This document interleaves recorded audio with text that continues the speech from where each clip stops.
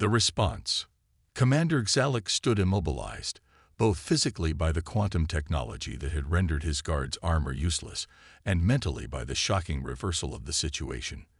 The Veridan, conquerors of 37 worlds, found themselves outmaneuvered by a species they had dismissed as primitive. "This is impossible," Galactic finally managed. "Your world has no such technology. Our scans confirmed it." Dr. Vasquez nodded. "You scanned what we allowed you to see.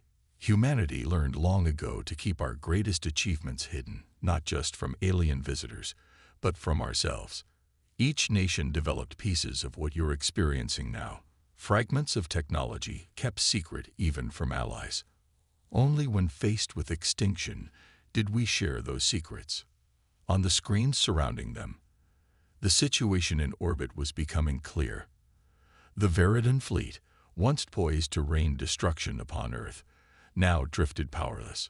Smaller Earth vessels, previously hidden in high atmosphere, now moved among them like wolves circling injured prey. "What you're witnessing is humanity's response to threats," Vasquez continued. "We've spent our entire history fighting, mostly each other, admittedly.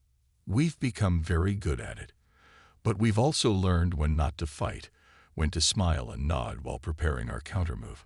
The doors to the assembly hall opened, and military officers from a dozen nations entered, surrounding the Veridan delegation. They carried no visible weapons, but moved with absolute confidence. "You have two options now, Commander," Vasquez said. "Option 1. We reverse engineer your vessels, adapt your technology to our purposes, and send you home in shuttles with a message. Earth is not available for conquest. Option 2. We discuss terms for mutually beneficial relations between Earth and the Veridan Collective, as equals." For the first time in recorded Veridan history, a commander faced negotiation from a position of weakness. Galactic's three eyes blinked rapidly, a sign of intense distress in their species. "The Collective does not negotiate with." "The Collective," Vasquez interrupted gently, "has never encountered humans before. We're offering you something precious, Commander. The opportunity to learn from a mistake without extinction. Many species would not be so generous." Around the world, humanity watched the proceedings with bated breath. Global networks broadcasted the encounter live, translation software converting the alien responses for all to understand. This was humanity's introduction to the wider galaxy, not as victims or conquerors, but as a force demanding respect. After several tense moments, Galactic spoke. "The Collective will consider your proposal." What followed was unprecedented in galactic diplomacy. Over the next weeks, as the Veridan fleet remained neutralized in orbit, representatives from Earth met with the alien delegation to establish the framework for a new relationship, not one of domination, but of cautious cooperation. Earth's scientists gained insights into interstellar travel. The Veridan learned of human adaptability and ingenuity. Both species maintained their distance, their suspicions, but the foundation for understanding was laid. 2 months after their arrival, the Veridan fleet departed Earth's orbit. Under their own power, but escorted by Earth's previously hidden defense systems, they carried with them samples of human culture, technology, and a clear message to the wider galaxy. As the last ship broke orbit, Dr. Vasquez stood in the United Nations Control Center, watching the monitors with military and political leaders from around the world. "Will they return?" asked General Tanaka of the Japanese Defense Force. "With reinforcements?" "Perhaps," Vasquez replied. "But they'll think twice now. And so will others." She turned to face the assembled leaders. "For centuries, we feared first contact. We imagined aliens would either destroy us or elevate us. We never considered they might fear us." On screens throughout the control center, data streamed in from the quantum sensors tracking the departing Veridan fleet. Among that data were intercepted transmissions to the Veridan homeworld, reports of the unexpected encounter with humans. Analysis revealed an emotion not previously associated with the Veridan: uncertainty. Earth had revealed only a fraction of its true capabilities. The quantum disruptors were real, but limited. They couldn't have neutralized a determined full-scale attack. Humanity's greatest weapon had been psychology, the unexpected calmness, the refusal to show fear, and the implication of greater power held in reserve. While Earth's diplomats kept the Veridan occupied with ceremonies and discussions, the world's militaries, scientists, and intelligence agencies were working frantically, not to mount a conventional defense that would be suicide, but to implement something far more audacious. For decades, various nations had harbored secrets, technological breakthroughs deemed too dangerous or disruptive for public knowledge, weapons systems tested in deep underground facilities, quantum computing advances kept classified, nanotechnology that blurred the line between machine and organic matter. These isolated projects, jealously guarded by individual nations, were now being unified into humanity's last hope. In underground bunkers beneath the Urals, the Rockies, and the Australian outback, scientists worked without sleep. Military personnel from traditionally hostile nations collaborated without hesitation. The threat transcended old rivalries. On the seventh day, the Veridan delegation returned to Geneva's neutral ground for Earth's answer. They brought with them a contingent of guards, towering reptilian creatures with armor that seemed to shift and flow like liquid metal, a show of force to remind humanity what awaited them if they chose unwisely. Representatives from every major Earth nation gathered in the UN Assembly Hall. The atmosphere was solemn but oddly still not fearful. "The 7 days have elapsed," Galactic announced. "What is humanity's decision? Will you join the collective peaceably, or must we demonstrate our resolve?" Dr. Vasquez approached the podium. She carried no notes, no prepared statement. She looked directly at the Veridan commander with an expression not of terror, but of something approaching pity. "Commander Galactic, we thank you for your patience these past days," she began. "Humanity has indeed reached a decision." The entire hall held its breath. The Veridan guards tensed, ready for any hint of aggression. "We respectfully decline your offer," Vasquez said, her voice calm and measured. For a moment, silence reigned. Then the Veridan delegation erupted in their clicking language, obviously stunned by this seemingly suicidal refusal. "You misunderstand," Galactic finally responded, voice tight with what might have been anger. "This was not an offer you can decline. It was a courtesy notification of your new reality. The collective does not leave worlds unconquered." Vasquez nodded. "We understood your terms perfectly, Commander. Nevertheless, Earth will not be joining your collective. Not as servants, at least." "Then you have chosen extinction," Galactic stated flatly. "Our ships will begin planetary sterilization within the hour. This is regrettable but necessary. The collective cannot allow defiance to go unpunished. What happened next would forever change the galaxy's understanding of the species called human." Vasquez smiled, not with malice, but with certainty. "Before you make that decision, Commander, there's something you should know about humans. We're not afraid of you. We never were." She raised her hand, and screens throughout the hall activated, showing real-time footage from orbit. The Veridan fleet still hovered there, massive and intimidating. But they were no longer alone. Surrounding each Veridan vessel were dozens of small, nearly invisible objects. They had appeared from nowhere, materializing through some technology the aliens had never encountered. "While we were keeping you entertained with dinners and tours," Vasquez continued, "humanity was preparing. Those devices attached to your ships are quantum-linked disruptors. They don't destroy your vessels. That would be wasteful. They simply disconnect your technology." On the screens, the lights on several Veridan ships flickered and went dark. The vessels didn't fall. They simply hung, now lifeless, in orbit. The Veridan guards moved to attack, but found their armor suddenly rigid, locked in place by the same technology. "You see, Commander," Vasquez continued as the alien delegation stood frozen in disbelief, "humanity's strength isn't in our weapons or our defenses. It's in our patience, our ability to work together when threatened. and most importantly, our talent for deception. The arrival. The massive Veridon warships materialized above Earth's major cities without warning or preamble. One moment, the skies were clear.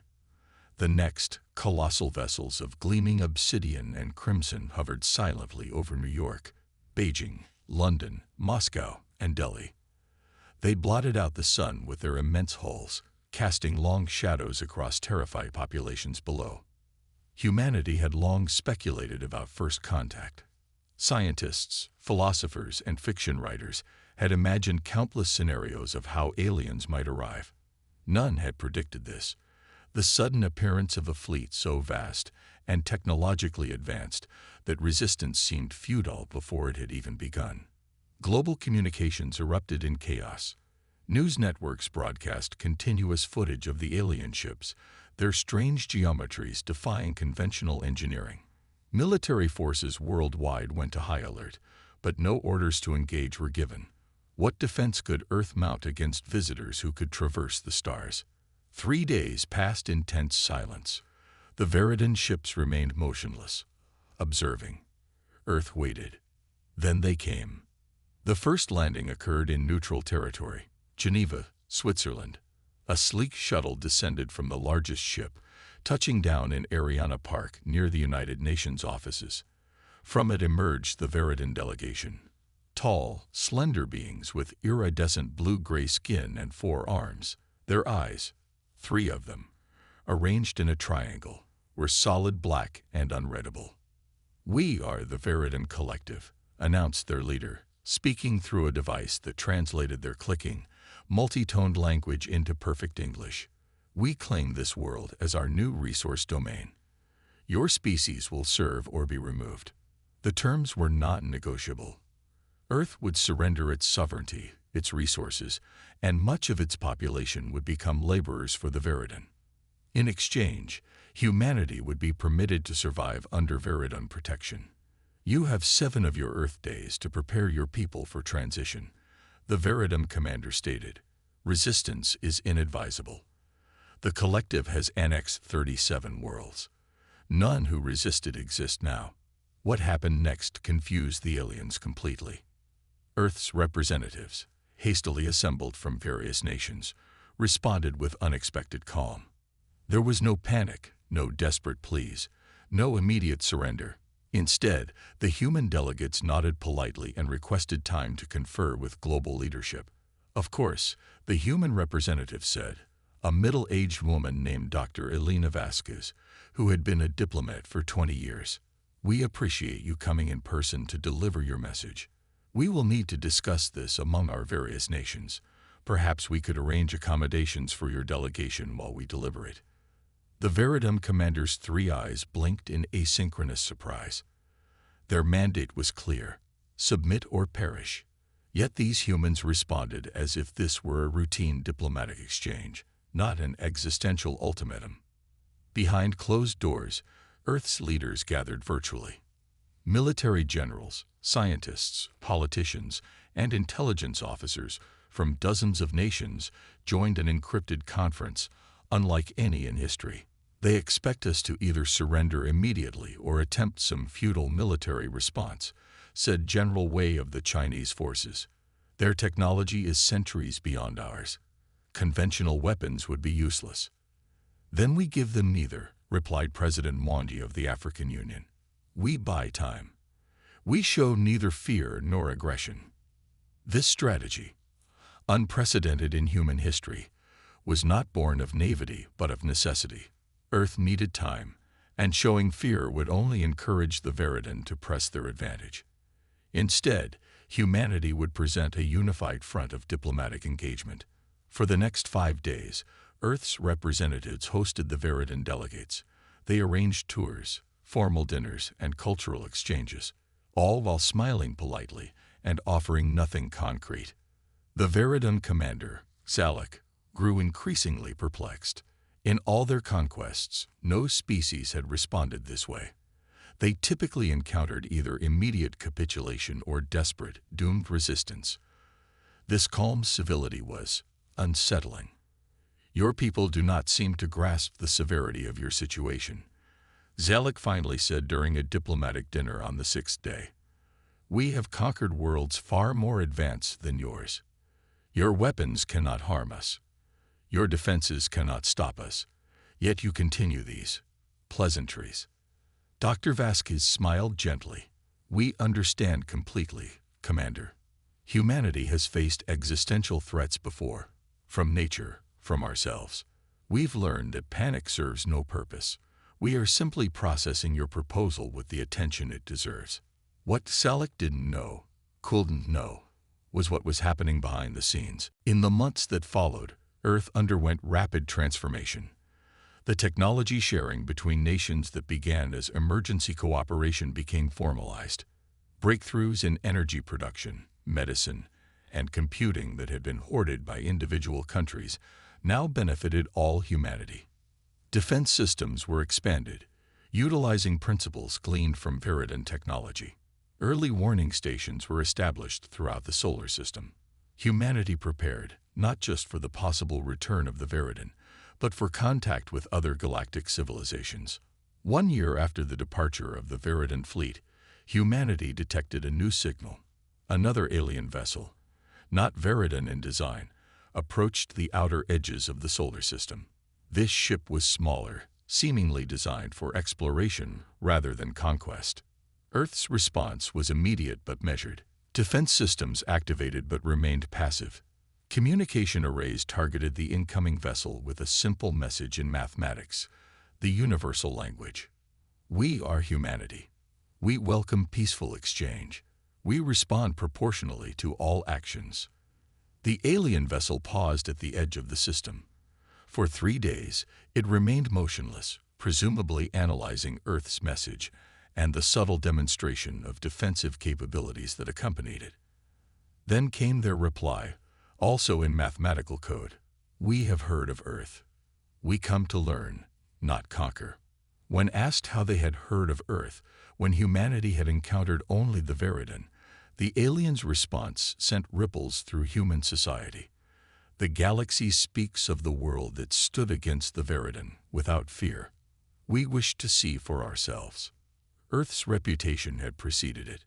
The quiet strength, the hidden capabilities, the psychological warfare masquerading as politeness, all had become the stuff of galactic legend.